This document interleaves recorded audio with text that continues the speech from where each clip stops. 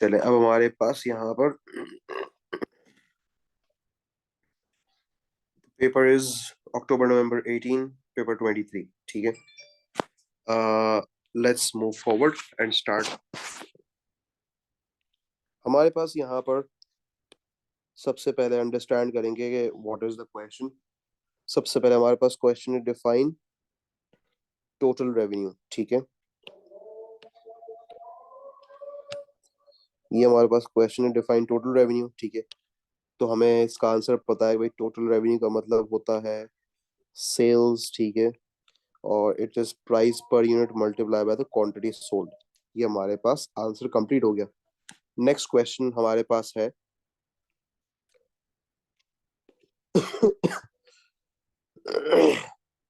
How explain how a firm may earn a profit despite a fall in revenue, ठीक है। तो यहाँ पर हमारे पास अब ये देखिए, ये ट्रिकी क्वेश्चन है, ठीक है। इसको आप समझने की कोशिश करिएगा बेटा कि यार यहाँ पर ये अजीब सी बात कर रहा है कि यार प्रॉफिट हमारे पास अर्न कर रहे हैं हम लोग, लेकिन रेवेन्यू जो है वो गिर रहा है। तो बेटा उसके पीछे रीजन देखिएगा, हमारे पास रीजन क्या हो सकता है। फर्स्ट ऑफ ऑल हम एग्जामिनर को बताएंगे कि हो सकता है कि उसने प्राइसेस जो हैं वो अपने गुड और सर्विस जिसका वो काम कर रहा है, लेट्स से फॉर एग्जांपल कपड़ों का काम कर रहा है, ठीक है। तो उसने अपने गुड्स एंड सर्विसेज की जो है वो अगर प्राइसेस बढ़ा दी हो, तो ऑब्वियस है उसका प्रॉफिट मार्जिन तो बढ़ जाएगा। देखो एक बात याद रखना, प्रॉफिट पर यूनिट कैलकुलेट होता है और revenue as a whole calculate होता है। ये एक बहुत बड़ा मेजर डिफरेंस है जो मुझे पता नहीं आपको पता है इस बारे में, नहीं पता। प्रॉफिट हमेशा पर यूनिट देखा जाता है और रेवेन्यू हमेशा as a whole in total देखा जाता है, ठीक है ना। तो हमारे पास एक चीज तो ये हो गई कि यार अगर हमें प्रॉफिट अर्न करना है तो फर्म जो है अपने प्राइसेस को इंक्रीज कर देंगी, और अगर फर्म अपनी प्राइस को इंक्रीज करती है तो उससे फायदा इन टर्म्स ऑफ प्रॉफिट होगा, लेकिन हाँ ये है कि रेवेन्यू जो है हमारा कम हो जाएगा। तो यहाँ तक मेरे ख्याल से आपको कोई प्रॉब्लम नहीं है। आप बता सकते हैं एग्जामिनर को कि प्राइस के कम होने से क्वांटिटी डिमांड गिरेगी, जिसकी वजह से उनका रेवेन्यू जो है वो गिर रहा होगा, लेकिन प्राइसेस के बढ़ने से जो हमारा प्रॉफिट है वो इंक्रीज हो जाएगा। तो इसीलिए मैं आपको बोल रहा हूँ प्रॉफिट जो है वो पर यूनिट कैलकुलेट होता है। प्रॉफिट जो है वो आई एम सॉरी, प्रॉफिट जो है वो इन टोटल कभी भी कैलकुलेट नहीं होता। बेटा मुझे बताएं यहाँ पर कौन है जिसको प्रॉब्लम है। अगर किसी एक पर्टिकुलर पर्सन को भी प्रॉब्लम है तो मैं रुक जाता हूँ और फिर मैं आगे नहीं बढ़ता। लेकिन मुझे बताएं कि ये वाला सवाल आपको समझ आया। अभी फिलहाल मैंने एक ही सर फैक्टर इसमें ये भी कह बताया है। सकते हैं ना कि कॉस्ट ऑफ प्रोडक्शन की पहले ही बहुत लो, तो बिल्कुल कह सकते हैं, बिल्कुल कह सकते हैं इसके अंदर। लेकिन अभी फिलहाल मैं इस क्वेश्चन को आप लोगों को करवा रहा हूँ। अभी मैंने करवाया नहीं, लेकिन बस आपसे पूछना था कि आप लोगों को चीज समझ आ रही नहीं समझ आ रही। जी सर। चलें, दूसरी चीज यस। हम यहाँ पर दूसरी चीज देखो, एक तो हमने जो है ना बेसिकली जो है वो बता दिया कि भाई हम लोग जो है वो ज्यादा प्राइस चार्ज कर रहे हैं, ठीक है। दूसरी चीज ये कि यार हो सकता है हमारी कॉस्ट कम हो गई हो, ठीक है। कॉस्ट अब किस वजह से, let's say for example government ने जो है वो सब्सिडी दे दी, तो उससे मेरी कॉस्ट कम हुई ना। तो बेसिकली मेरे रेवेन्यू में कोई फर्क नहीं पड़ेगा, लेकिन मेरा प्रॉफिट बढ़ जाएगा। मैं उतनी क्वांटिटीज बेच रहा हूँ, मैंने प्राइसेस भी चेंज नहीं की मान लो, ठीक है ना। और मुझे जो है वो ऑब्वियस है मेरा प्रॉफिट जो है वो बढ़ जाएगा। चलें भाई अब आगे बढ़ते हैं, अपनी अगली चीज को देख लेते हैं। हमारे पास अगला क्वेश्चन क्या है। अगला क्वेश्चन फिलहाल हम लोग नहीं कर सकते, तो इसीलिए हम इस क्वेश्चन को स्किप करके अगले क्वेश्चन पे जाते हैं। वो है हमारे पास identify two reasons why someone may choose to train to become a dentist, ठीक है। कोई एक इंसान जो है वो डेंटिस्ट बनने के लिए अपने आप को क्यों ट्रेन करेगा। तो भाई सबसे पहली चीज है पैसा, ठीक है, विच इज हाई पे। हो सकता है स्किल बहुत डिमांड में ठीक है ना, जिसकी वजह से जो है पे ज्यादा मिल रही हो सकता है डेंटिस्ट बनने के ऊपर जो है वो फ्रिंज बेनिफिट्स मिल रहे हो, ठीक है। भाई मेरा पैशन है, मुझे डेंटिस्ट बनना है, ये भी रीजन हो सकता है। हायर जॉब सिक्योरिटी और डेंटिस्ट्री की फील्ड के अंदर, ठीक है, बिकमिंग अ डेंटिस्ट, हमारे पास वर्किंग कंडीशंस अच्छी हो, हम कुछ भी लिख सकते हैं। लेकिन मैंने सिर्फ दो ही फैक्टर्स बताने हैं, क्योंकि ये 2 मार्क का सवाल है, ठीक है। आ जाए सर ये अब हमारे, जी बेनिफिट जी, क्या होता है? फ्रिंज सो बेनिफिट। फ्रिंज बेनिफिट, ठीक है। फ्रिंज बेनिफिट्स का दूसरा नाम होता है बेटा पर्क्स। और इसका मतलब ये होता है कि जब आप जॉब करते हैं ना कहीं पर, तो आपको घर का रेंट दे दिया जाता है, आपको गाड़ी दे दी जाती है, एक्स्ट्रा बेनिफिट जो कि नॉन मॉनेटरी हो। गाड़ी का पेट्रोल मान लो 200 लीटर आपको महीने का फ्री मिलेगा, हेल्थ केयर आपका फ्री है, ठीक है ना।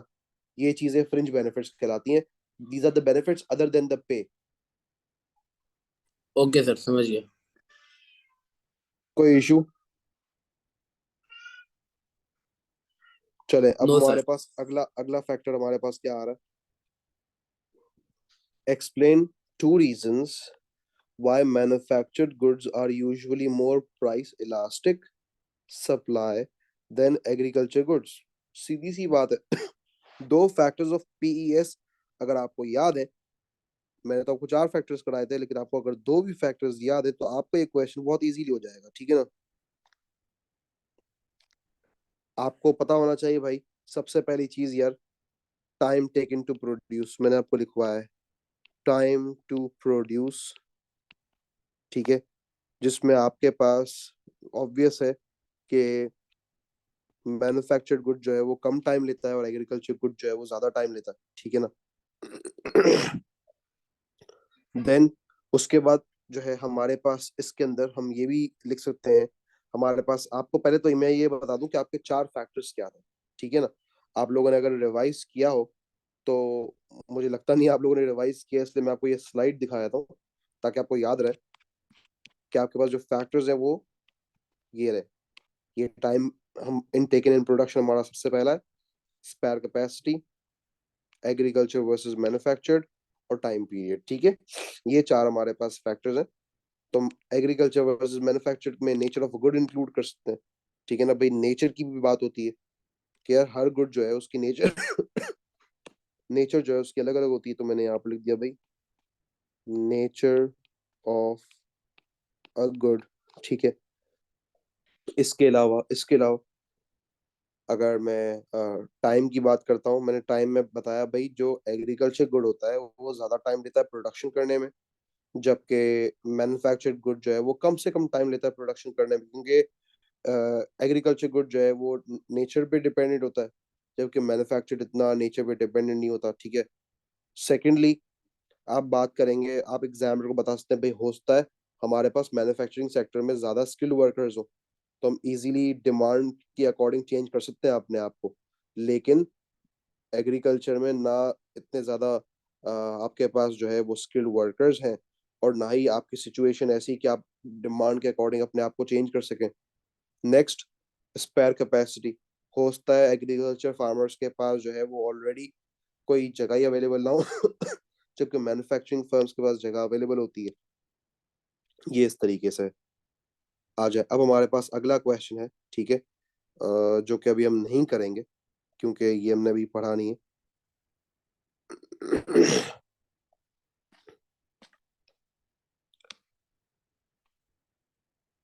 आ जाए हमारे पास अगला क्वेश्चन, इजी क्वेश्चन है, मुश्किल क्वेश्चन नहीं है। देख लेते हैं इसको जरा कि क्या बोल रहा है। What is the difference between the price of a product and the cost of product, ठीक है। इजी क्वेश्चन, एग्जामिनर को हम सबसे पहले बताएंगे यहाँ पर, मैं एरो बना देता हूँ कि भाई price of product basically paid by consumers, cost is beared by producers, simple difference आ गया। नेक्स्ट आपके पास वो क्वेश्चन बोल रहा है, explain two influences on a country's demand for food. ठीक है, factors affecting demand for food कहा है उसने। ठीक है, तो हमारे पास भाई सबसे पहला फैक्टर होता है पॉपुलेशन साइज, यानी जिसका मतलब ये है कि अगर पॉपुलेशन इंक्रीज तो demand increase and vice versa. ठीक है, इसने कहा है इन्फ्लुएंस बताना है, यानी इसने ये नहीं कहा कि सिर्फ डिमांड बढ़ानी है, हम कोई ऐसा फैक्टर बता सकते हैं जिससे डिमांड कम हो। ठीक है ना।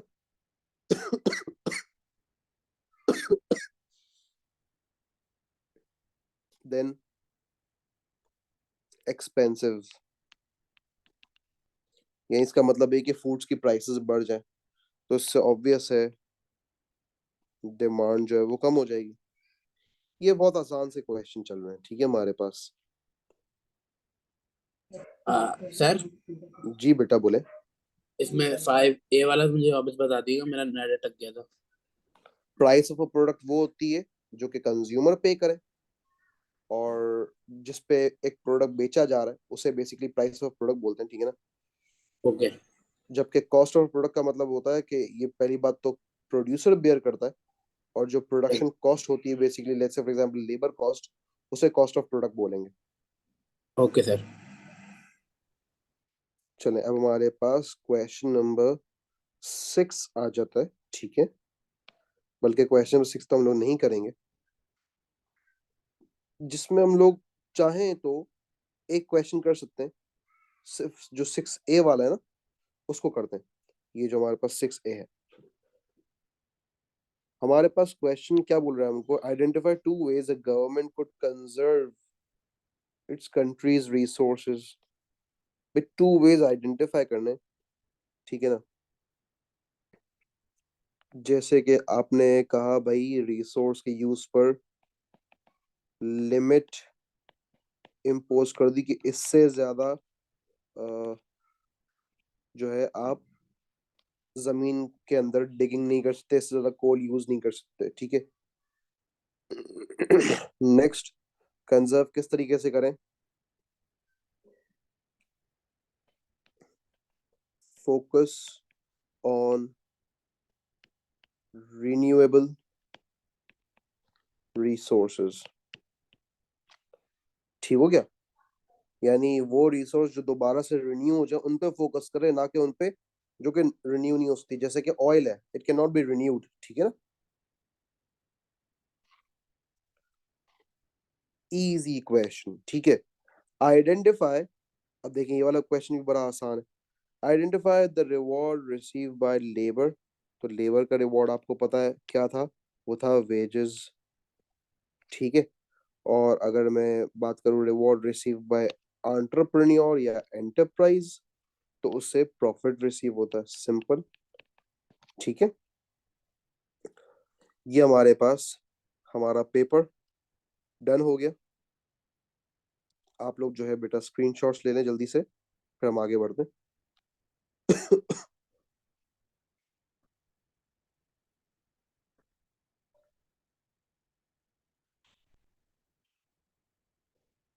Done sir. ठीक हो गया, इसका भी स्क्रीनशॉट ले लें बेटा।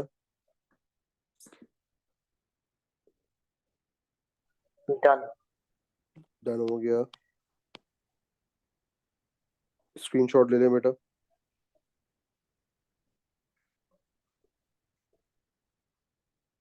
Done sir. ठीक हो गया, अब हम अपना अगला पेपर खोलते हैं।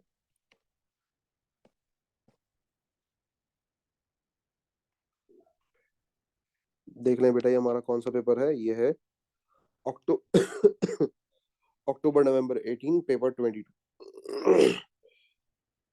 ये हमारा अक्टूबर नवंबर, अगेन मैं कह रहा हूँ बेटा अक्टूबर नवंबर 18 पेपर 22 है, सही है।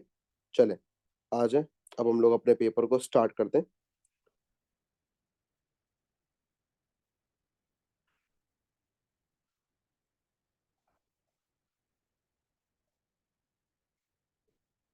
हमारे पास क्वेश्चन 2, यस, ठीक है। हमारे पास क्वेश्चन 2 हमें क्या बता रहा है, समझने की कोशिश करेंगे। क्वेश्चन 2 के अंदर हमारे पास, हम क्वेश्चन 2 नहीं कर सकते, मैंने आपको मार्केट फेलियर नहीं करवाया। हमारे पास क्वेश्चन नंबर 3 देख लेते हैं। क्वेश्चन नंबर 3 हमको क्या बोल रहा है। Question number 3 is identify two types of tax, ठीक है।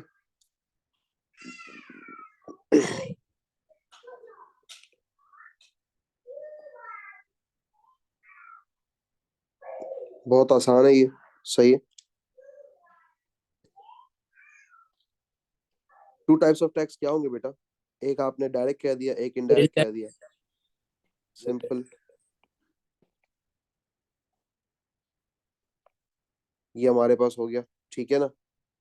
अब आगे बढ़ते हैं, अगली चीज देख लेते हैं।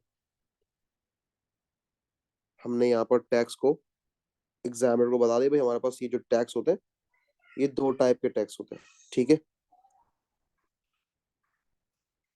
चले, डायरेक्ट और इनडायरेक्ट, ये हमारे पास कंप्लीट हो गया। अगला क्वेश्चन देखें बेटा और मुझे बताएं क्या होगा इसके अंदर। अगले क्वेश्चन को देखें, पार्ट सी, इजी क्वेश्चन है। Analyse using a production possibility curve diagram the effect of high unemployment in a country. बहुत इजी क्वेश्चन है, शिफ्ट नहीं आएगा, रिमेंबर दैट। इससे हमारा प्रोडक्शन पॉसिबिलिटी कर्व बनेगा जनरल। ये हमने प्रोडक्शन पॉसिबिलिटी कर्व बनाया, ठीक है। और हम एग्जामिनर को बताएंगे कि हमारा ये जो एक्चुअल आउटपुट है ना, एक्स, ये इंक्रीज होके ये वाई पे चला जाएगा। अब हो- देखना है हो क्या रहा, हाई अनएम्प्लॉयमेंट है, ठीक है। तो इसका मतलब ये है कि ये बेसिकली एक्स से पीछे जाएगा, अनएम्प्लॉयमेंट बढ़ रही है ना, इस तरीके से हो जाएगा ये, ठीक है। हमारा एक्चुअल आउटपुट बेसिकली कम होगा। डायग्राम आप पूरी लेवल करके बनाइएगा बेटा, कैपिटल गुड्स और कंज्यूमर गुड्स से, ठीक है। आपको डायग्राम के डायरेक्ट 3 मार्क मिल जाएंगे, ठीक है। फिर आप एग्जामिनर को यहाँ पर बताएंगे कि देयर इज हाई अनएम्प्लॉयमेंट, जिसकी वजह से जो है वो आ जाएगा इनएफिशिएंट यूज ऑफ रिसोर्सेज, ये आपने बताया। इसके बाद आप बताएंगे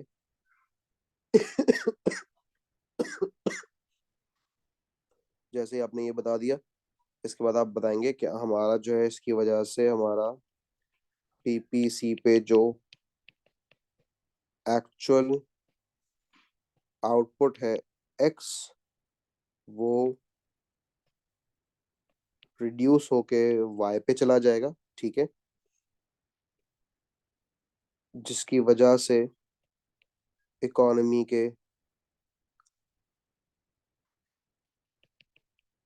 लिविंग स्टैंडर्ड्स कम हो जाएंगे, ठीक है।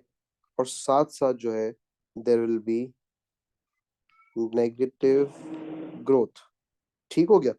मुझे पता है कौन है जिससे प्रॉब्लम है इस सवाल में। सर अगर एक्चुअल आउटपुट गिरेगा तो पोटेंशियल भी तो गिरेगा।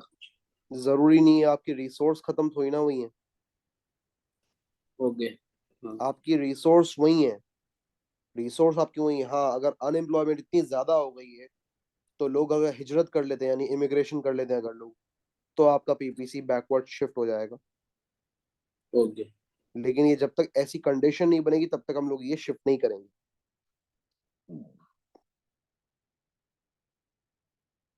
Okay sir. ठीक हो गया। अच्छा, अब इसके बाद जो है वो हमारे पास यहाँ पर अगली चीज आ जाती है। अगली चीज हमारे पास क्या है बेटा? Define earnings. अर्निंग्स क्या होती हैं बेटा? हम एग्जामिनर को बताएंगे कि बेसिकली ये एक टाइप की इनकम होती है, ठीक है, जो कि इंसान रिसीव करता है, RECE,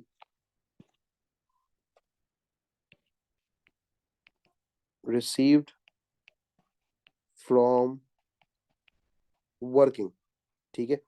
let's say for example payment to workers, आप एग्जांपल देंगे। लेट्स से आपने कह लिया वेजेस एंड सैलरीज। ट्राई करें हर क्वेश्चन में एग्जांपल जरूर दें, ठीक है। ये हमारे पास हमारा यही क्वेश्चन हम करेंगे यहाँ पर। उसके बाद तो बहुत आसान सा सवाल है, difference between public and private sector, ठीक है। प्राइवेट सेक्टर, पब्लिक सेक्टर, ठीक है।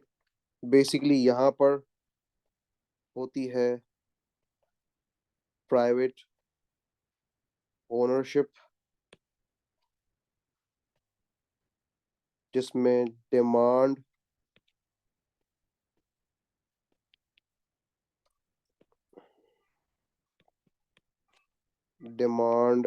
एंड सप्लाई से डिसीजन लिया जाता है, जिसको बोलते हैं प्राइस मैकेनिज्म, ठीक है। It is owned and controlled by the private individuals, मैंने तभी लिख दिया प्राइवेट ओनरशिप, ठीक है। अगर पब्लिक सेक्टर की बात करें, ठीक है, बेसिकली गवर्नमेंट ओन्ड फर्म्स, ठीक है। यहाँ पर government is the decision maker, ठीक है। सिंपल है, कोई रॉकेट साइंस नहीं है इसके अंदर। अगला question, to reasons why productivity में फॉल। पहले मैं आपको प्रोडक्टिविटी का मतलब बता दूं, होता क्या प्रोडक्टिविटी का मतलब बेटा। इट इज द आउटपुट पर इनपुट, यानी कितना लगाया और कितना मिला, ठीक है। उसे बेसिकली प्रोडक्टिविटी बोलते हैं, ठीक है। तो इसको हम लोग जो है वो, अगर वर्कर्स को एजुकेशन एंड ट्रेनिंग दे दें, जिससे ऑब्वियसली उनके स्किल्स बढ़ेंगे और मेरी जो है वो आउटपुट बढ़ जाएगा, आउटपुट इंक्रीज, साथ साथ कॉस्ट कम हो जाएगी, क्योंकि वो जल्दी जल्दी क्विक टाइम में काम कर रहे होंगे। Next, machine. भाई आपने मशीन लगा दी, मशीन लगाएंगे, ऑब्वियस है।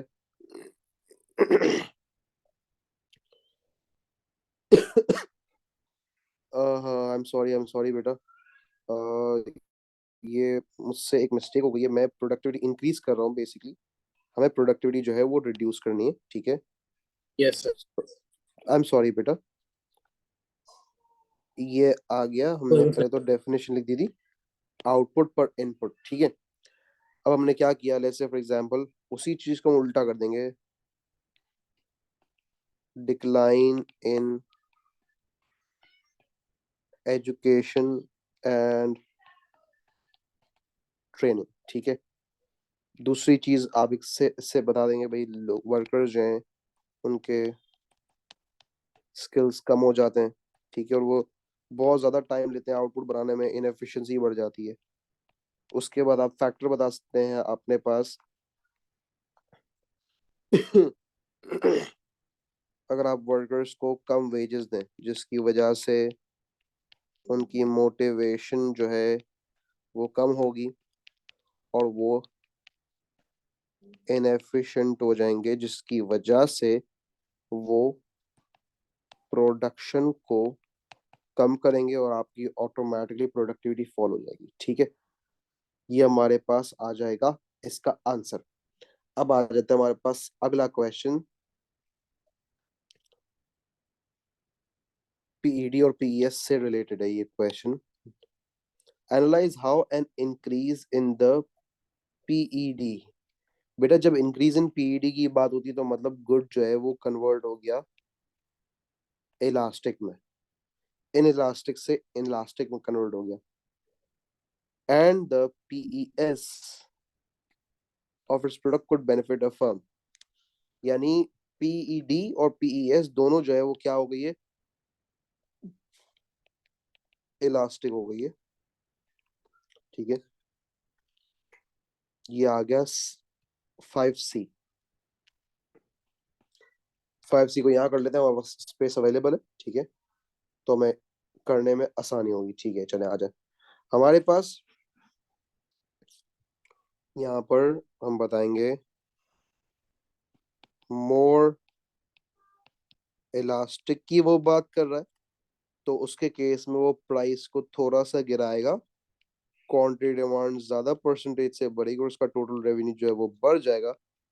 आप डायग्राम बनाएंगे, सिंपल, कोई रॉकेट साइंस नहीं है। ये डिमांड बना दिया, बेसिक प्राइस निकाली,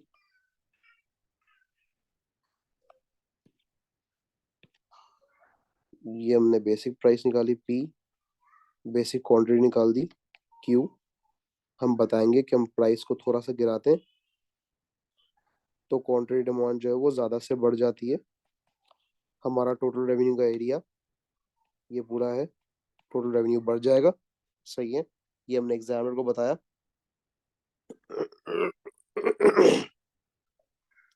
साथ साथ इससे जब मेरा प्रोडक्ट जो है वो इलास्टिक में कन्वर्ट हो जाएगा, ठीक है, तो उससे सबसे बड़ा फायदा ये होगा कि एक तो मेरा रेवेन्यू बढ़ गया, रेवेन्यू के साथ साथ चांसेस ये हैं कि मेरा जो प्रॉफिट है ना वो भी बढ़ जाए। ठीक है, आ जाए, अब आ जाते इलास्टिक सप्लाई पे। मोर इलास्टिक सप्लाई की अगर बात करें, ठीक है,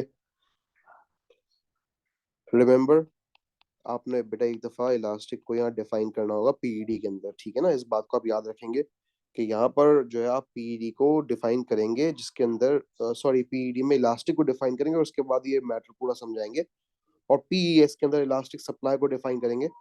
ठीक है, दूसरी चीज, एक और टर्म, हाई रिस्पॉन्सिवनेस।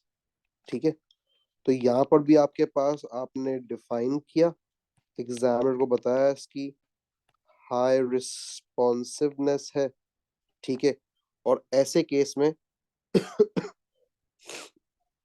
अगर प्राइस थोड़ी सी बढ़ेगी, क्वांटिटी डिमांड वो बहुत ज्यादा से बढ़ा देगा, सॉरी क्वांटिटी सप्लाई की बात हो रही, क्वांटिटी सप्लाई वो बहुत ज्यादा से बढ़ा देगा और उसका टोटल रेवेन्यू बढ़ जाएगा। Price is dependent on demand, demand बढ़ाएंगे। डायग्राम देखिएगा बेटा, हम लोगों ने लास्ट ये डायग्राम किए, एक इलास्टिक सप्लाई बनाकर पहले तो नॉर्मल डिमांड कर्व बनाएंगे इस तरीके से, जिसमें हम लोगों ने अपने पास एक प्राइस, एक क्वांटिटी निकाल लेनी है, डिमांड को इंक्रीज करके बताएंगे कि अगर डिमांड इंक्रीज होती है तो हमारे पास प्रोड्यूसर फौरन से रिस्पॉन्ड कर पाएगा, जिसकी वजह से थोड़ी सी प्राइस बढ़ने से वो क्वांटिटी बहुत ज्यादा परसेंटेज से बढ़ा देगा। मुझे बताएं क्या फायदा हो रहा है उसको, उसका रेवेन्यू भी बढ़ेगा और उसका प्रॉफिट भी बढ़ जाएगा।